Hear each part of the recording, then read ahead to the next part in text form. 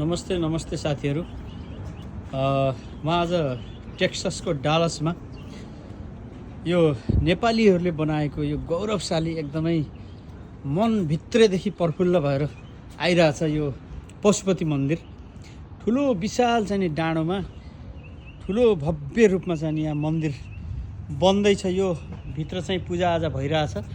यो चाहिँ अहिले सामान्य बन्दैछ। पछि चाहिँ नि तल यो गहिरोमा एकदमै मैले अहिले सुरुमा फोटो लिएँ त्यस्तै प्रकारको बुद्ध र चाहिँ नि पशुपति टेम्पल बन्दैछ।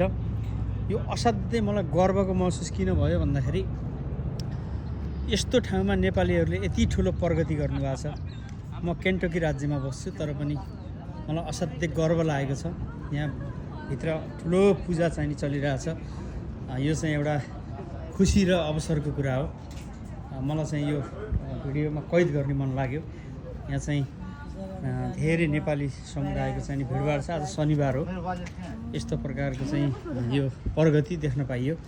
विभिन्न सिस्टमेटिक तरिकाले यहाँ बाहिर जुत्ताहरू छन्, भित्र चाहिँ ठुलो पूजाआजा चलिरहेछ। मैले चाहिँ अलिकति यो तपाईँहरूको बिचमा देखाउन पुगेँ। मलाई आफैलाई अन्तरात्मादेखि गर्व लागिरहेछ। नेपालीहरूले यति ठुलो बजेटको चाहिँ नि काम गर्नुभएको छ। हाम्रो धर्म संस्कृतिलाई बचाउनु भएको छ। मैले एप्रिसिएट गर्न चाहेँ।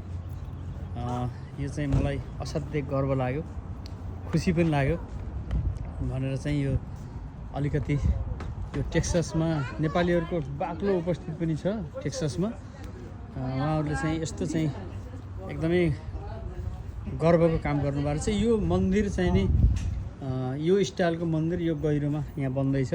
अहिले चाहिँ नि यो अहिले पनि ठुलै छ तर पनि पुरै पशुपतिकै स्टाइलको यो चाहिँ आकारको चाहिँ बन्दैछ। असाध्यै गर्वको कुरा हो साथीहरू। टेक्सास घुम्न आएको सन्दर्भमा मलाई चाहिँ यो एकदमै कैद गर्ने मन लाग्यो। आज असाध्यै खुसी पनि छु। मैले दर्शन पनि गरेर आएँ भित्रपट्टि गएर। असाध्यै रमाइलो छ, असाध्यै रमाइलो छ। हस्त साथीहरू, फेरि पनि यस्तो खालको चाहिँ इच्छा शक्ति भइसकेपछि नेपालीहरूले अमेरिकामा आएर पनि यस्तो खालको आफ्नो धर्म संस्कृतिलाई यसरी बचाइराखेका छन्। गरेपछि के हुँदैन साथीहरू भन्दै यो ठाउँमा चाहिँ त्यो प्रकारको मन्दिर बन्दैछ। यो जग्गामा अहिले चाहिँ नि त्यहाँ अहिले पनि ठुलै छ तर पनि योभन्दा पनि विशाल यहाँ बन्दैछ। यो सबै हाम्रो नेपालीको जग्गा हो। यो पुरै यो मैले जति देखाइरहेको छु सबै। हस् त साथीहरू, नमस्कार।